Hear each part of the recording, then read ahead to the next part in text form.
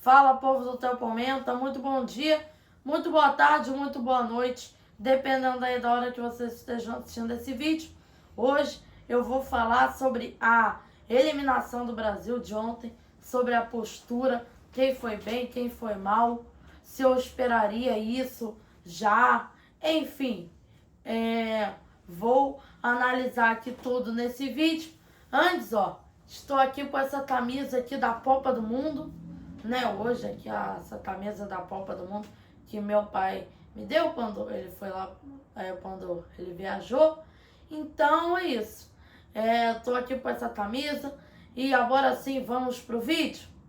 Então, gente, quero começar falando aqui sobre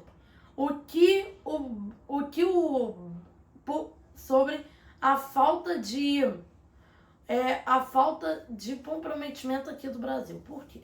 Porque o Brasil é um time mais técnico do que a Noruega. Então, o Brasil, ele tinha que ficar com a bola no pé, gente.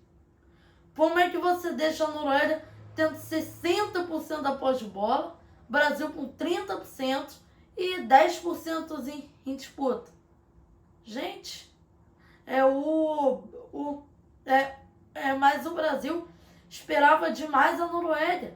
Era a Noruega que ditava o ritmo do jogo, com o Odegaard, com seus meio-campistas, com o Patrick Berg, enfim. Ou seja, faltou para o Brasil controlar mais o jogo. O meio-campo do Brasil é um meio-campo para isso. É um meio-campo que tem condições, sim, de controlar, de ditar o ritmo. Por quê?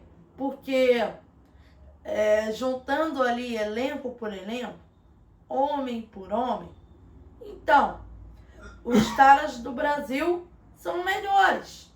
Então, ou seja, faltou isso. O Brasil faltou vontade, disposição para recuperar a bola.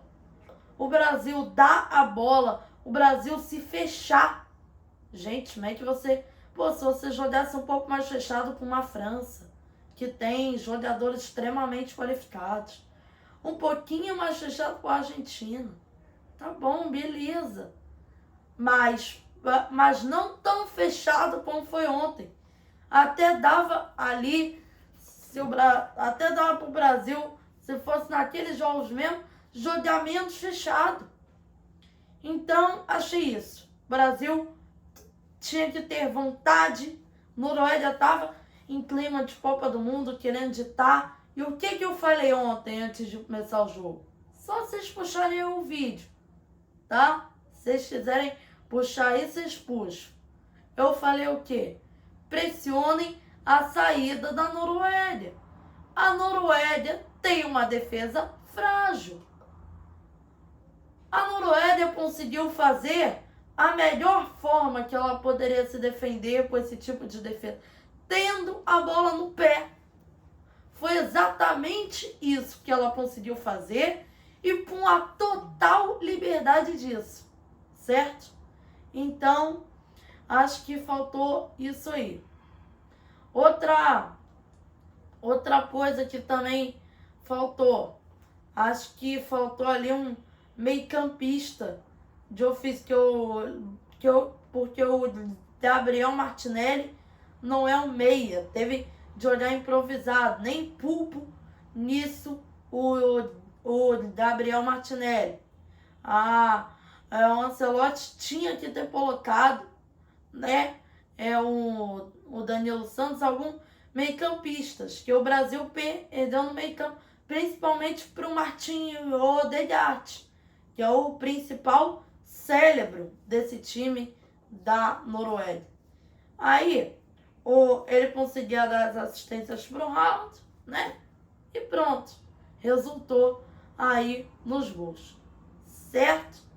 Então, galera, foi uma coisa aí que o Brasil perdeu no meio campo, né? Mas agora falando de uma outra coisa aqui, ali no pênalti, não tinha a menor condição do Bruno Guimarães bater aquele pênalti, né? Por quê? Porque ele só tinha batido 3 pênaltis na carreira. Mesmo que o Vinícius Júnior perca alguns pênaltis, mas ele era o principal ali. Poderia bater. Mas, enfim. Mas eu acho que o Vinícius Júnior, nem pondendo muito, tá? Foi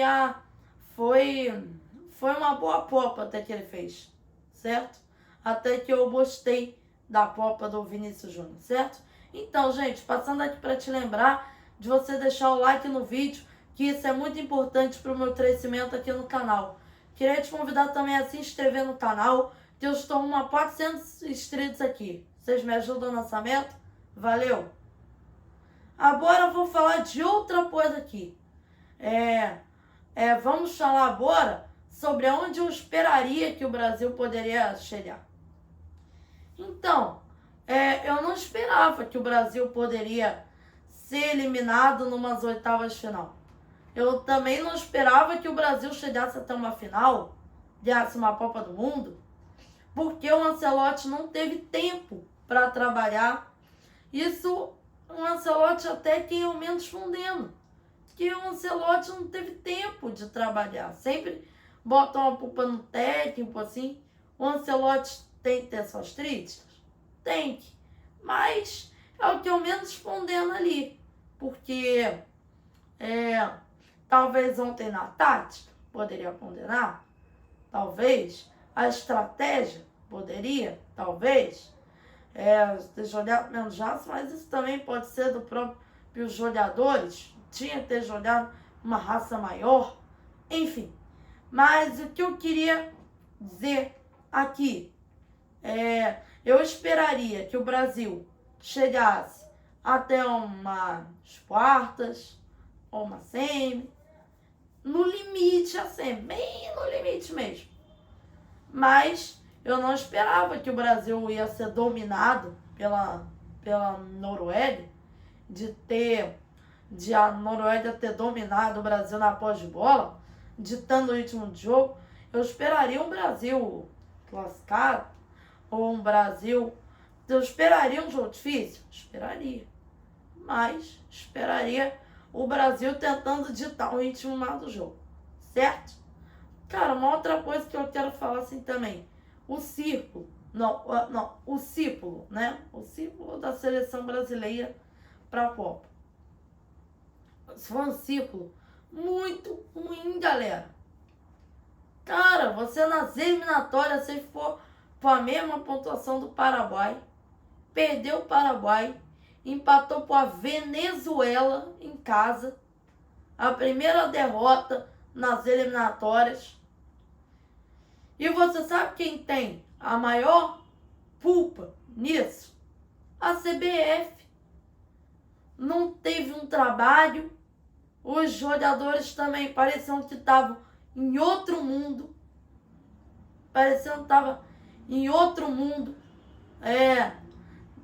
Não conseguindo produzir o que devia produzir, pela qualidade que tem para produzir. A Copa América foi muito ruim, as eliminatórias também foi muito ruim. Então, essa falta de produção, ela não é de ontem, de hoje, não. É desde esse ciclo aí. E o que faltou? Por que eu condeno tanto a CBF?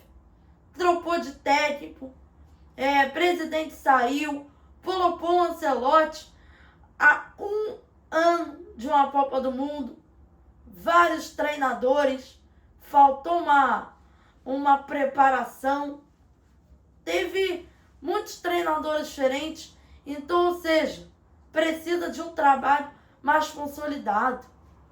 O Brasil não teve uma base, então faltou para a CBF. Cara, como é que você pode contratar um Fernando Diniz dividido entre seleção brasileira e Fluminense? Pô, um Ramon Menezes de técnico interino para fazer amistoso. Um Dorival Júnior que, não tá nesse nível ainda. Enfim, então é isso. Faltou uma base, faltou não tanta alternância assim de jogadores, porque mudou demais, ia mudando. Então, cada jogador tem suas características, cada técnico tem o seu estilo. Então, como você quer que o Brasil tenha uma base? Não tem como.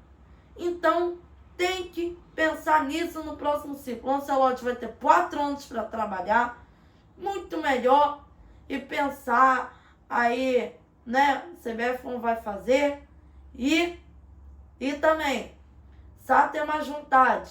Precisamos fazer uma Copa América boa para ganhar confiança. Não é você chegar assim na Copa e dizer o Brasil é o pentacampeão mundial e vai ganhar. O Brasil tem história, mas atualmente é a pior seleção, gente, de todos os tempos. Olha isso. E fala, não, os eliminatórios não é nada, os amistosos não é nada. Cara, ali que você tem uma base para montar um time, para ter uma base, para ganhar confiança. Então, é disso que o Brasil precisa, de um ciclo bom, para aí sim ganhar confiança e aí sim acreditar no Hexa para 2030, certo? Então é isso, gente. Vamos encerrando essa análise da Bola News dessa segunda-feira, dia 6 de julho de 2026. Peço aí para vocês deixarem o like no vídeo, que é muito importante para o meu crescimento, se inscrever no canal e de ativar as notificações para não perderem os próximos conteúdos, certo? Valeu, gente. Tchau, tchau.